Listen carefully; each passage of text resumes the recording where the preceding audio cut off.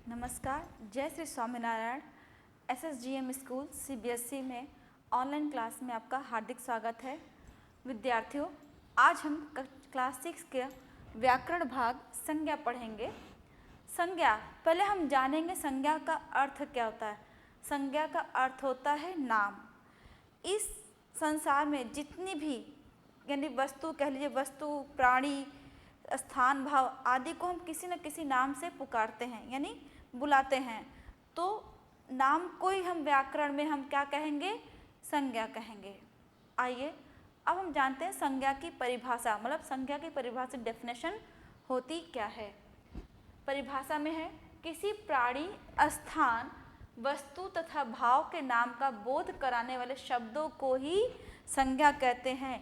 यानी संज्ञा हमें क्या किस किस चीज़ का बोध करा रहा है? प्राणी का बोध करा रहा है, स्थान का, वस्तु का, भाव का जो बोध करा रहा है, भाव के नाम का जो बोध करा रहा है उसे हम क्या कहेंगे? संज्ञा कहेंगे। जैसे राम हमारा क्या हो गया? प्राणी यानी व्यक्ति हो गया। हिमालय हमारा क्या हो गया? हिमालय हमारा स्थान हो गया। अहंकार, क्रोध हमारा क्या? भाव, जो हमारे मन के अंदर भाव उत्पन्न होते हैं, जिसे हम देख नहीं सकते, हमें इंद्रियों के द्वारा हम महसूस करते हैं, वो क्या कहलाता है? भाव। तो भाव हमारा क्या रहा है? अहंकार आ रहा है, क्रोध आ रहा है, वो हमारा क्या कहलाएगा? संज्ञा के अंतर्गत आएंगे। अब आइए हम संज्ञा के प्रकार, संज्ञा के भेद यानी प्रकार, यानी संज्ञा के प्रकार कितने होते हैं? जी हाँ, संज्ञा 5 प्रकार के होते हैं। कौन कौन से? आइए जानते हैं। पहला है व्यक्तिवाचक, दूसरा है जातिवाचक संज्ञा, तीसरा है भाववाचक संज्ञा, चौथा है द्रव्यवाचक संज्ञा और पांचवा है समूहवाचक संज्ञा। यानी क्या रहा है? व्यक्ति यानी जैसे राम, हम प्राणी के नाम आ गए उसमें। जाति जैसे गाय है, कोई वस्तु का जो उसमें एक समूह का बोध करा है वह जातिवाचक के अंतर्गत आता है। भाव जो हम महसूस करते हैं वह भाववाचक के अंतर्गत आता है। द्रव्यवाचक, द्रव्य में जैसे कि तेल, दूध, घी आदि, जिसका हम गिन काउंटिंग यानी गिन नहीं सकते हैं, लेकिन हम उसको वेट यानी तौल सकते हैं, वो हमारे द्रव्यवाचक के अंतर्गत आते हैं। समूहवाचक, जिसमें भी जाति का बोध, पूरे समूह का बोध कराए, वह समूहवाचक कहलाता है। आइए सबसे पहले हम इसका किसका जानते हैं? व्यक्तिवाचक संज्ञा का। व्यक्तिवाचक संज्ञा हम किसे कहेंगे? जिस संज्ञा शब्द में किसी एक ही व्यक्ति यानी किसका बोला? एक ही व्यक्ति हो, वस्तु या स्थान के नाम का बोध हो, यानी उसको बताए, उसे हम क्या कहेंगे? व्यक्तिवाचक संज्ञा कहते हैं। उदाहरण हम लेते हैं, श्रीमती प्रतिभा देवी सिंह पाटिल भारत की प्रथम महिला राष्ट्रपति बनी। अब यहाँ पे क्या रहा है? व्यक्ति यानी क्या रहा है? प्रतिभा देवी सिंह पाटिल यानी क्या रहा है? व्यक्ति का नाम आ रहा है कि वो भारत की प्रथम राष्ट्रपति बनी। अब क्या रहा है? सुरेश अच्छा लड़का है। सुरेश क्या है? व्यक्ति। ऐसे हम स्थान का भी नाम ले सकते हैं। अब आते हैं जातिवाचक संज्ञा पे। संज्ञा का दूसरा प्रकार कौन सा है? जातिवाचक। जातिवाचक संज्ञा में जब कोई संज्ञा यानी जब कोई संज्ञा शब्द एक ही प्रकार के यानी एक ही प्रकार के सभी प्राणियों, जैसे क्या होगा? गाय हो गई, लड़के हो गए, ये लड़कियां हो गई, तो क्या होगा? वह ये एक ही जाति के बोध कराएगी। जैसे इस कक्षा में सारी छात्राएं हैं, इस कक्षा में 40 छात्राएं हैं, यानी क्या है? छात्राएं हैं, यहाँ पे कोई भी बालक नहीं है, यानी एक ही जाति, यानी कि स्त्रीलिंग का बोध करा रहा है, वो हमारे क्या आएगा? जातिवाचक में। वस्तुओं आदि का बोध कराते हैं, इनसे हम उस प्राणी या वस्तु की पूरी जाति का बोध होता है, इसलिए ऐसे संज्ञा शब्दों को हम क्या कहेंगे? जातिवाचक संज्ञा कहेंगे। विद्यार्थियों, एक बार आप ब्लैक बोर्ड पर देख लीजिए, अच्छे से समझ लीजिए।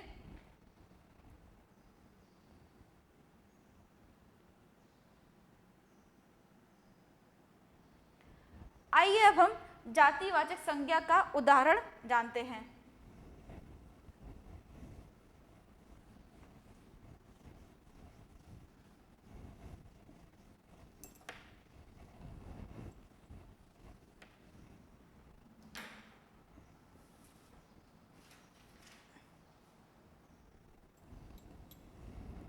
उदाहरण लिखेंगे।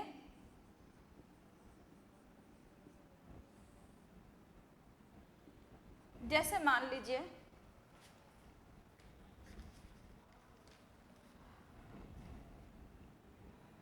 घोड़ा तेज दौड़ता है। दूसरा उदाहरण लेते हैं,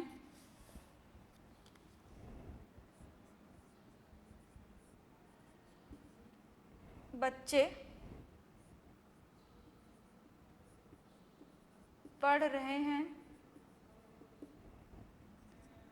तीसरा,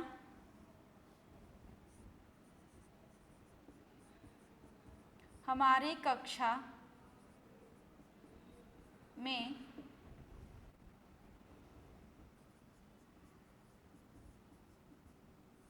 40 छात्र हैं।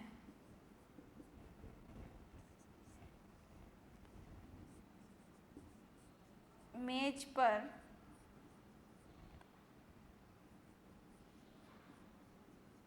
पुस्तकें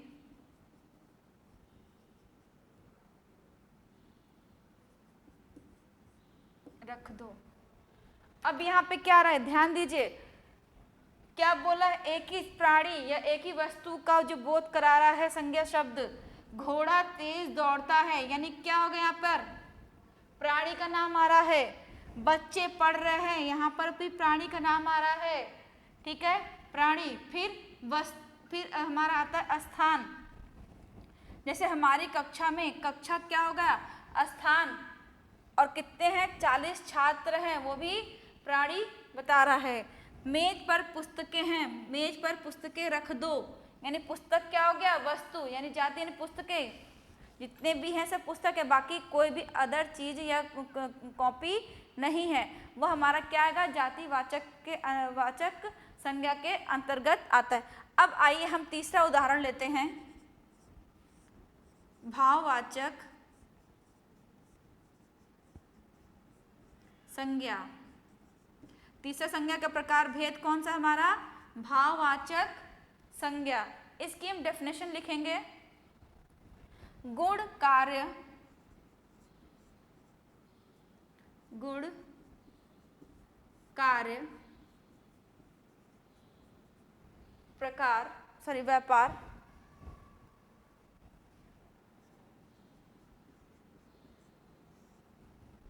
व्यापार, भाव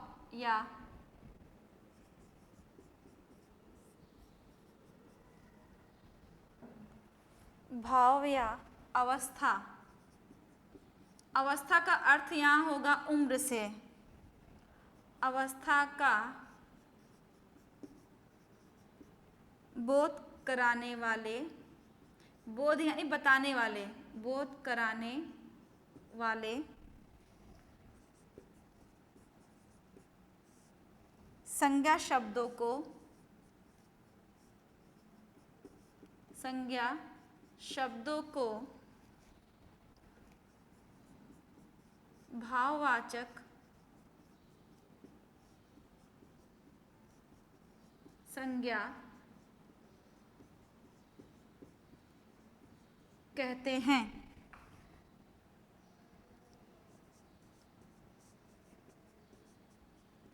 जैसे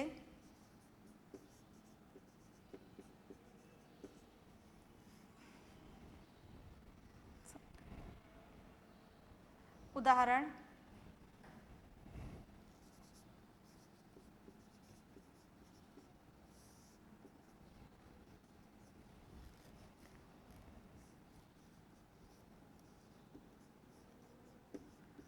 बुढ़ापे में व्यक्ति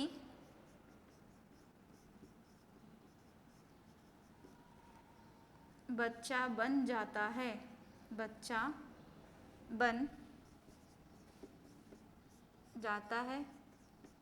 और दूसरा उदाहरण लेते हैं, हमारी लिखावट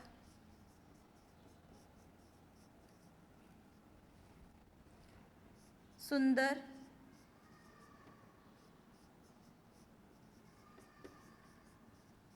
होनी चाहिए।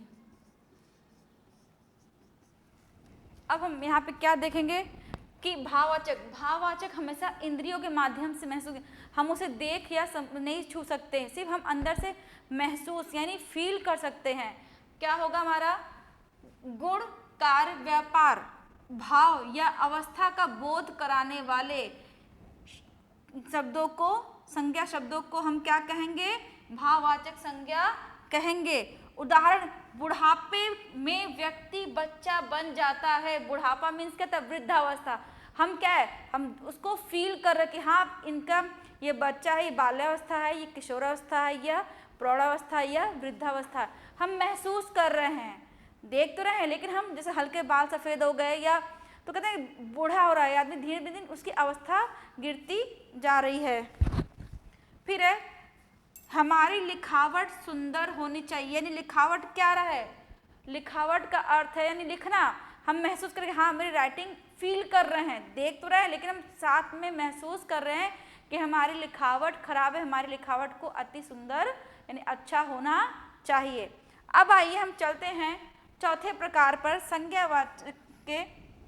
संज्ञा के चौथे प्रकार पर। चौथा प्रकार कौन सा हमारा? यस, द्रव्यवाचक।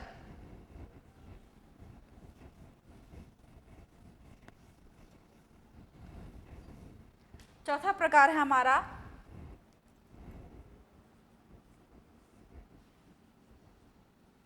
द्रव्यवाचक संज्ञा। आइए इसकी डेफिनेशन जाने।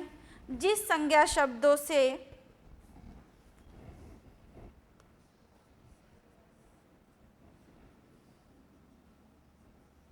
जिस संज्ञा शब्द से किसी द्रव्य यानी पदार्थ का, द्रव्य यानी पदार्थ, जैसे हो गया दूध, तेल, घी, ये सब चीजें जो आती है, लोहा, ये सब सोना, ये सब पदार्थ, या धातु, लोहा हो गया, पीतल हो, तांबा हो गया, ये सब चीजें धातु का बोध हो,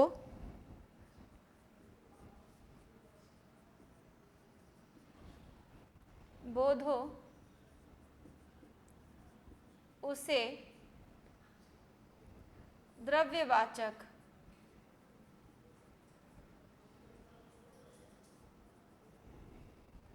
संज्ञा कहते हैं।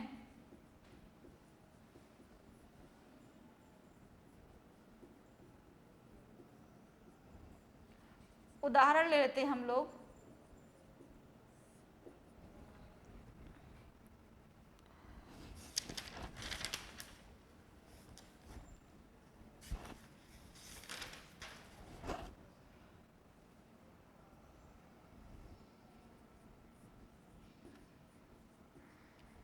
मेरे पास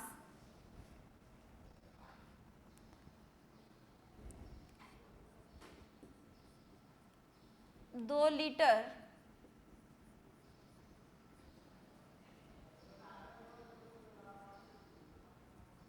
दूध बचे हैं। दूसरा उदाहरण ले लेते हैं। मेरे पास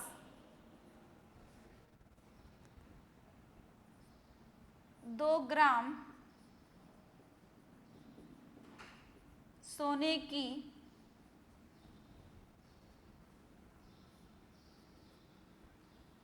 अंगूठी है। अब यहाँ ध्यान दें, द्रव्यवाचक में जिस संज्ञा शब्द से किसी द्रव्य यानी पदार्थ का बोध हो या धातु का बोध हो, उसे हम क्या कहते हैं? द्रव्यवाचक संज्ञा। द्रव्यवाचक संज्ञा के अंदर जैसे उदाहरण में मिट्टी है, अनाज है, लोहा है, दूध है, पानी, सोना आदि, कोयला आदि, ये सब चीजें आती हैं। तो इसमें क्या आ गया? द्रव्य भी आ गया और धातु भी आ गया। हमने उदाहरण में लिया मेरे पास 2 लीटर। हमारा क्या लिक्विड में दूध है 2 लीटर, हम इसमें ध्यान दीजिए, इसमें हम द्रव्यवाचक में काउंटिंग यानी गिन नहीं सकते हैं, सिर्फ हम उसको किसी मेजरमेंट या नाप या तौल सकते हैं, उसको हम गिन नहीं सकते। जैसे मेरे पास 2 लीटर दूध बचे हैं, कितने दूध बचे हैं 2 लीटर, यानी हम उसको काउंट गिन नहीं रहे, 1 2 करके नहीं गिन रहे, हम उसको एक मेजरमेंट तौल रहे हैं, नाप रहे हैं। फिर मेरे पास 2 ग्राम सोने के, यानी ग्राम क्या है, हम ग्राम सोने की अंगूठी, जो सोने का माप होता है कि हाँ इतने ग्राम, 1 ग्राम 2 ग्राम, तो वो ग्राम है, हम उसको काउंट नहीं कर रहे 1 2 करके, ऐसे ये 1 है 2 है 3 है 4 नंबर ऐसे बोल रहे हैं, लेकिन हम उसको ग्राम में बता रहे हैं। ठीक है, ये हमारा द्रववाचक संज्ञा के अंतर्गत आता है। अब हमारा आखिरी भेद है समूहवाचक संज्ञा। हमारा 5वां और अंतिम संज्ञा है समूहवाचक संज्ञा। समूहवाचक संज्ञा के अंतर्गत पूरे समूह का बोध कराता है जो है, उसे हम क्या कहेंगे, समूहवाचक संज्ञा कहेंगे। आइए हम इसकी डेफिनेशन लिखते हैं।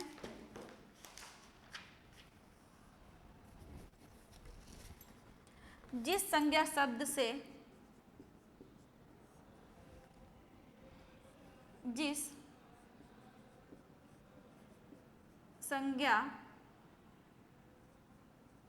शब्द से किसी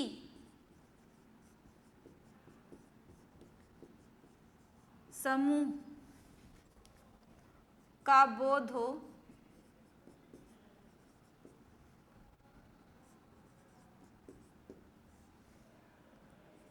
उसे समूहवाचक संज्ञा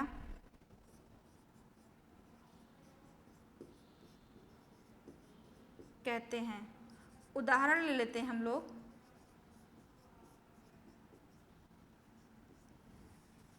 पहला,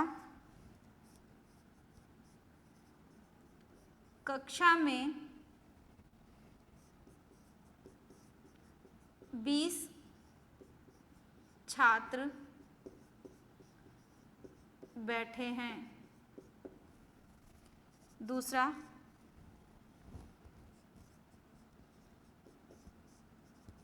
बागीचे में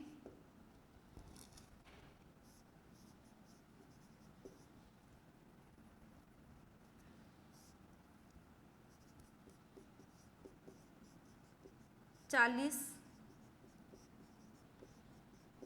आम के पेड़ हैं। अब यहाँ ध्यान दीजिए, समूह का बोध करा रहा है, यानी एक की समूह है। जिस संज्ञा शब्द में किसी समूह का बोध हो उसे हम क्या कहेंगे, समूहवाचक। यानी यहाँ पे एक उदाहरण हमने लिया है समूह के समय, कक्षा में 20 छात्र हैं।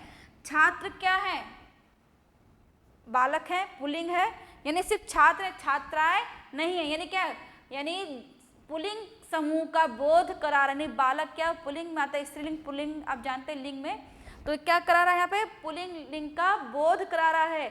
यहाँ पर क्या है, 20 छात्र ही हैं, छात्राएं नहीं, यानी बालिकाएं नहीं हैं।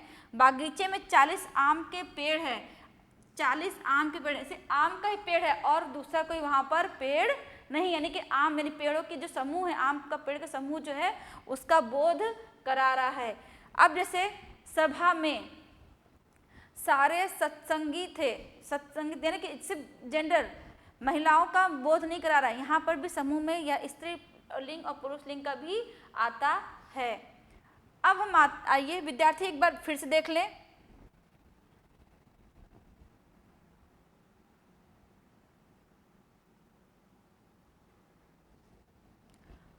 अब विद्यार्थियों को कुछ मैं प्रश्न दूंगी, वह स्वयं करने का प्रयास करेंगे।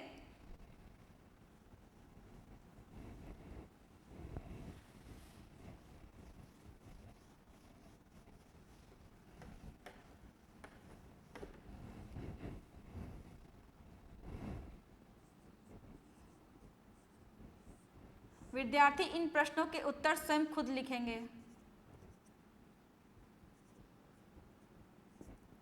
प्रश्न 1 है, संज्ञा किसे कहते हैं? इसमें संज्ञा की परिभाषा देनी है एवं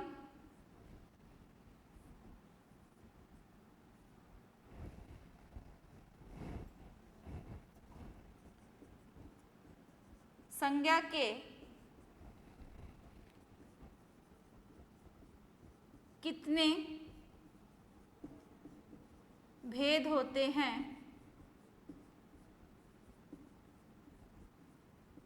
बताइए। प्रश्न दूसरा, भाववाचक किसे कहते हैं?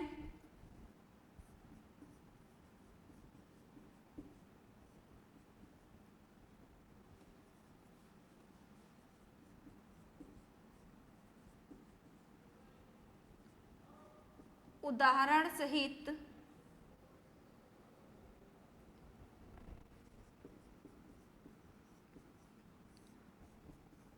बताइए।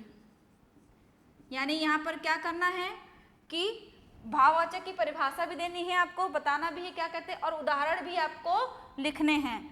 प्रश्न तीसरा है,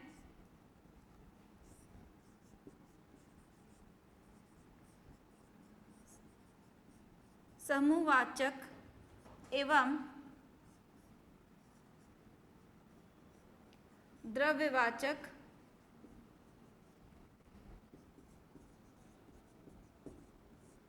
किसे कहते हैं?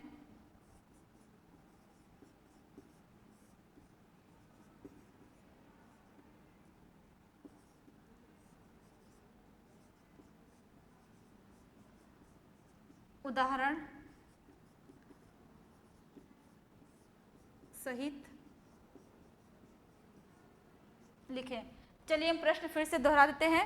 प्रश्न है, संज्ञा किसे कहते हैं एवं संज्ञा के कितने भेद होते हैं बताइए। ठीक है, भाववाचक संज्ञा किसे कहते हैं, उदाहरण सहित बताइए। तीसरा प्रश्न है, समूहवाचक एवं द्रव्यवाचक किसे कहते हैं, उदाहरण सहित लिखें। विद्यार्थी प्रश्न एक बार फिर से देख लें। विद्यार्थी इन प्रश्नों को अपनी नोटबुक में लिखेंगे। जय श्री स्वामीनारायण।